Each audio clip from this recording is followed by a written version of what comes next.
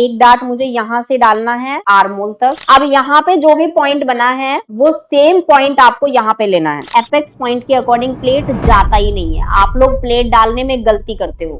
आज की क्लास में हम 2 डार्ट कुर्ती सीखने वाले हैं। जब 2 डार्ट की कुर्ती बनाई जाती है तो अपर बस्ट और बस्ट साइज में कितने इंच का डिफरेंस होता है, तब ये वाली कुर्ती की मार्किंग करनी है आप लोगों को, ये हम आज की क्लास में जानेंगे। सबसे पहले हम स्टार्टिंग में मार्क करेंगे, शोल्डर डाउन करेंगे।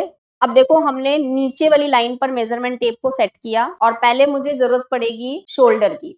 अब मेरा जो शोल्डर का फॉर्मूला है वो chest divided by 6 plus half हमने लिया है, तो मेरा आ गया 6.5 में एक लाइन ज्यादा। ये भी डीप नेक के लिए है। अगर हम यहाँ पे डीप नेक नहीं बना रहे हैं, नॉर्मल नेक बना रहे हैं, तो 1 प्लस करेंगे। अब यहाँ पे जो भी पॉइंट बना है वो सेम पॉइंट आपको यहाँ पे लेना है, 6.5 में एक लाइन ज्यादा।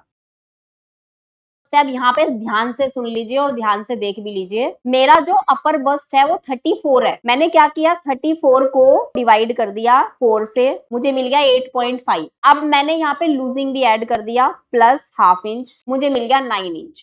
तो अब मेरा यहाँ पे आ गया 9 इंच। अब सीधा सीधा मुझे यहाँ पे 1.5 इंच मिल रहा है। ठीक है, 1.5 एक साइड का डार्ट, तो बहुत बड़ा हो जा रहा है, बड़ा हो रहा है ना, तो मुझे ये डार्ट ना 2 जगह पे डालना पड़ेगा। अब आर्मोल वगैरह ये सब चीजों का मार्किंग कैसे करेंगे, पहले हम इन दोनों पॉइंट का सेंटर पॉइंट ले लेंगे। 6 इंच का सेंटर आ गया मेरा 3, मैंने 3 इंच पे मार्क किया। फिर उसके बाद फ्रंट क्रॉस ले लिया, 6.5 पे मैंने यहाँ पे निशान लगा दिया। अगर मैं हैवी साइज में डीप बना रही हूँ, डीप का मतलब होता है 8 इंच 8.5 इंच का नेक, तब तो मेरे लिए ये पॉइंट बिल्कुल सही है। लेकिन अगर मेरा नेक है थोड़ा सा छोटा, तब मुझे स्लीव्स अटैच करने के लिए एक्स्ट्रा लेना पड़ेगा। समझ गए हो? अब हम शोल्डर डाउन कर लेते हैं।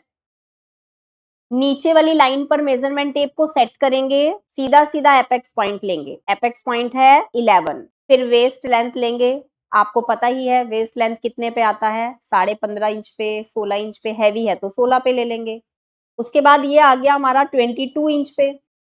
अब इन सभी पॉइंट्स पर हम स्ट्रेट लाइन बना लेंगे। यहाँ पे 10.5 है, यहाँ पे 9.5 ले लिया, यहाँ पे 10.5 है तो यहाँ पे 11 ले लिया। अब इन सभी पॉइंट्स को मिला दिया। पहले डार्ट की मार्किंग कर लेते हैं। बर्स्ट डिवाइडेड बाय 10, यहाँ से यहाँ तक का जो गैप होता है वो बर्स्ट डिवाइडेड बाय 10 होता है, तो मेरा यहाँ पे आ जाएगा 4 इंच।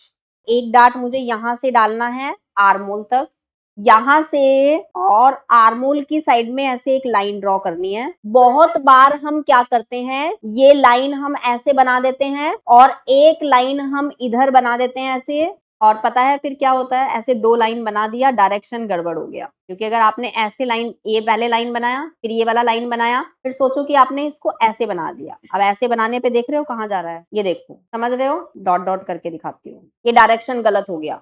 आपको जब प्लेट डालना है तो एपेक्स पॉइंट से आर्मोल तक जब आप प्लेट डालते हो तो आपको सेंटर वाली लाइन पहले बनानी है। आधा इंच इधर और आधा इंच इधर बाद में लेना है।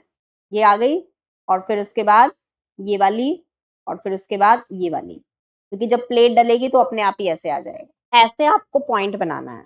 अब ये जो आपका गैप होता है, ये नॉर्मली आपका 2 इंच का गैप होना चाहिए। अब जो दूसरी प्लेट डालोगे वो आप ऐसे भी डाल सकते हो। फिर से ऐसे ही करोगे, सेंटर वाला पॉइंट ऐसे, और यहाँ से ये डिस्टेंस लोगे। एपेक्स पॉइंट तक नहीं जाना है, एपेक्स पॉइंट से थोड़ा गैप रखना है 2 इंच का, और फिर उसके बाद डार्ट को ऐसे डालना है, हाफ इंच इधर और हाफ इंच इधर।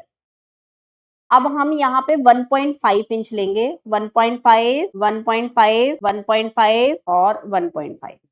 सभी पॉइंट्स को स्ट्रेट लाइन से मिलाएंगे। जब आप ये वाली प्लेट को डालोगे तो यहाँ से थोड़ा सा आपका फैब्रिक अप डाउन होगा, उसके लिए हम यहाँ से 1 इंच एक्स्ट्रा लेकर आपको ये कटिंग करना है और यहाँ से रैंडम कट करना है।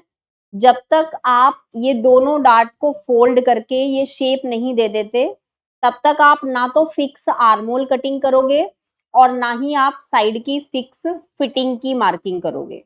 यहाँ पे भी मैंने 11 लिया है तो मैं नीचे वाली साइड में भी 11 ले रही हूँ। स्ट्रेट लाइन बनाएंगे।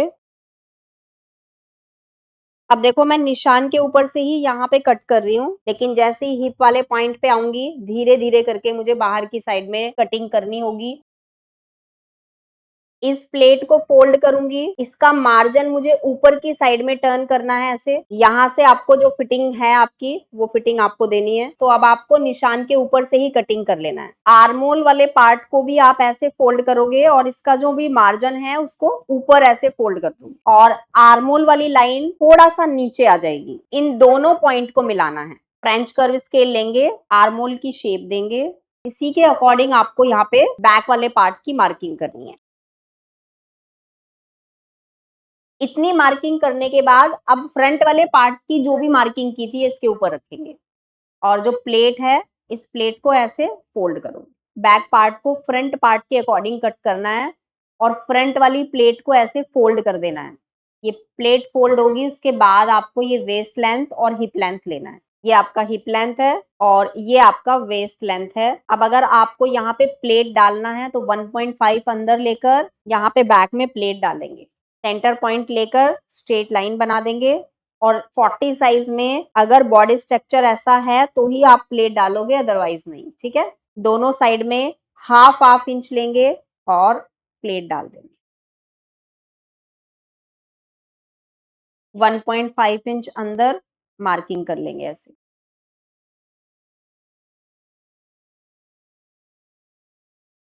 और निशान के ऊपर से ही कटिंग कर लेंगे। ओके एवरीवन, सो आज की क्लास में सिर्फ इतना ही। मिलते हैं आपसे फिर नई क्लास में नए टॉपिक के साथ।